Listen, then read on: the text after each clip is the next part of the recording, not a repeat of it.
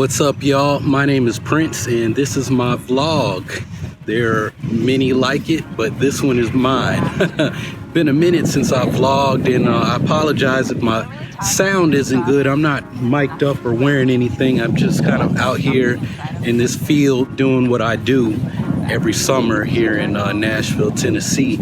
Anyway, I am back to doing GMB, the Elements program, gold medal bodies. I posted 2 videos 2 years ago, and they've gotten a lot of great responses. People have said, Prince, man, thanks for posting these videos. You've inspired me to get into this. Last summer, I kind of got back into GMB, but I was mostly doing kettlebell training. Kettlebells.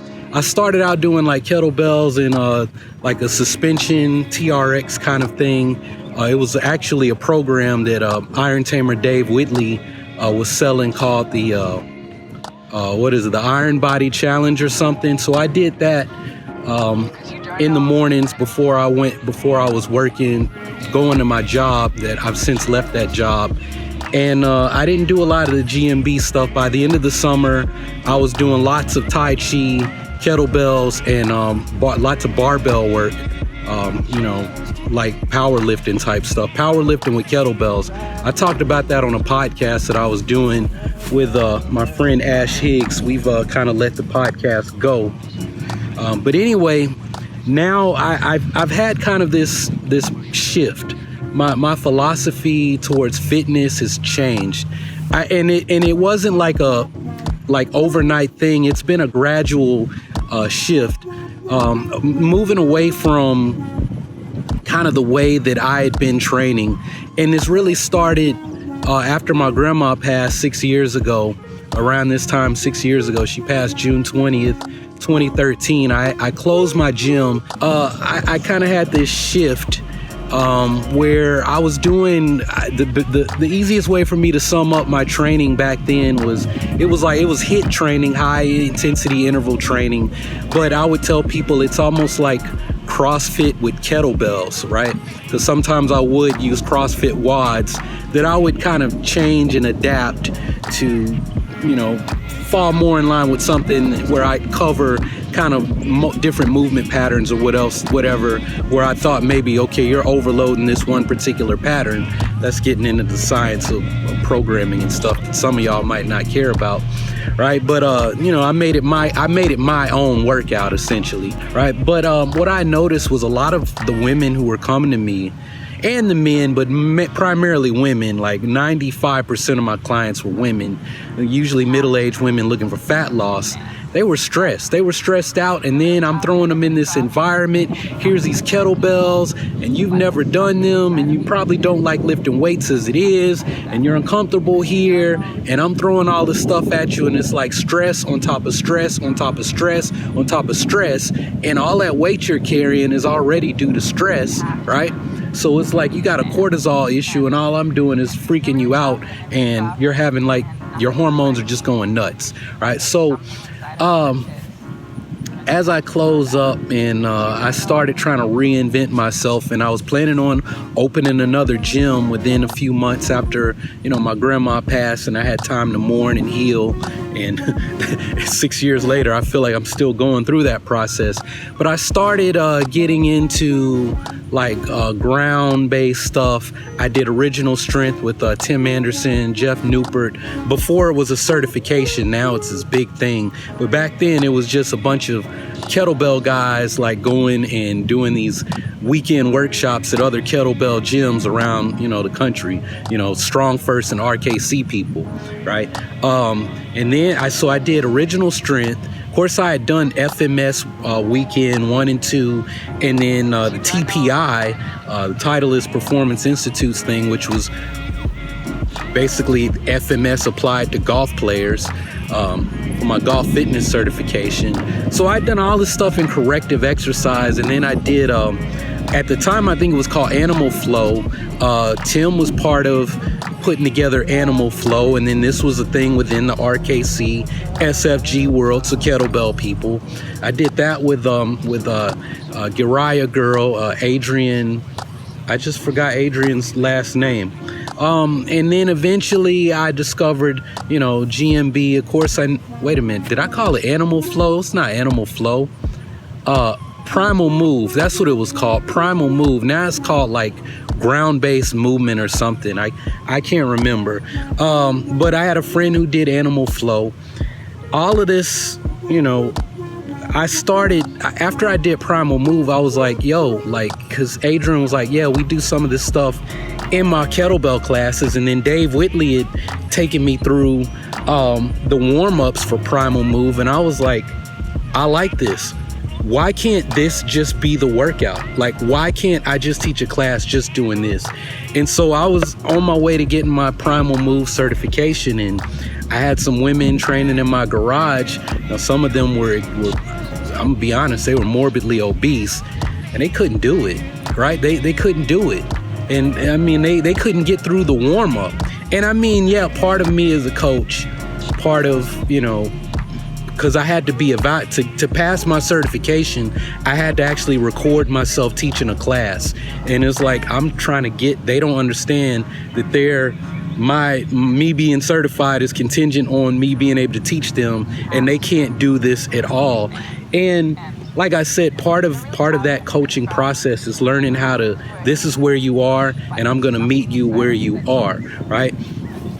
But just that ding, that set off a light, and it's taken years for me to wrap my mind around this, that this is exactly what I need to be doing with people, and I need to find ways to meet them where they are. And maybe if there's this thing and you got to do this and you got to do this and you got to do this, it's like, well, what if I have somebody who can't do this, and this, and this, right? Why should I be punished? Right? Why can't I learn all of this stuff, understand it, and then make it my own? Right? Now, this is my process and things I've been thinking about over the years, the months and days leading up to now, and this program that I started working on five years ago. Right? All this stuff, all these ideas and things that have been brewing in my head ever since I closed my gym, right? And just thinking about my clients and trying to go in that direction, but it's like, this is not working for the people that I have, right? If I could get other people who are a little bit more athletic, they're not just coming off the couch, they're not carrying so many pounds, or they're not so fat and out of shape, right? Detrained. I'm sorry to say it that way, but hey, man, I can't sugarcoat it, right? The people were too fat and they were too out of shape and they just couldn't do it. I put them on the floor and it's like, my joints hurts. This hurts. I can't breathe. And that's a real thing that I have to deal with. And so it's like, what moves can I teach them to get them over the hump, right? And so that's my new approach. Like, I did GMB. I didn't make videos 2 years ago about elements. I just didn't. I got all the way through the 8 weeks and I just stopped making videos, even though I was, but now it's different, right? Now I want to document the process, and the reason is because I want to get certified, through GMB. I want to do their 4-month-long apprenticeship. There's some major life changes, right? I'm going all in, right? I'm making some major life changes. I mean, basically this field that I have played in my entire life, this time next year, I might not be here recording videos. This might be the last time that I'm here, right? When I talk about major life changes, I'm talking about uprooting and going with the Tao, going where the Tao leads me. If I got to lose personal relationships, whatever, because that's how committed I am to making this program happen, to help people make the changes that they want to make. And in order for them to make those changes, they got to start with me. I got to make those changes. I got to be willing to sacrifice everything so that I can, we're talking about my legacy, right?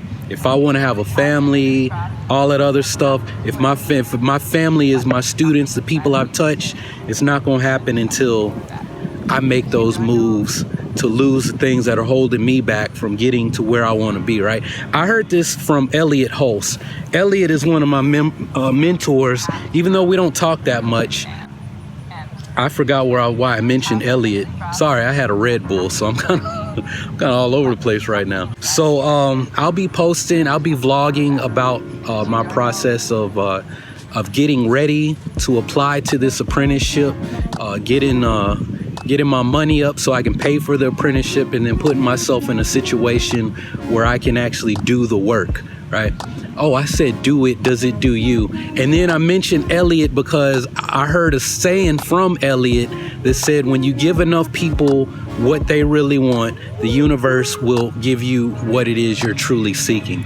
I don't know where Elliot got that from, but I heard it from him at a presentation I was actually supposed to attend, but couldn't because I had to go to my grandma's funeral, so I had to cancel my plane tickets. That's where I was going. I knew I was going to remember. Man, my mind is scattered, but it brought me back.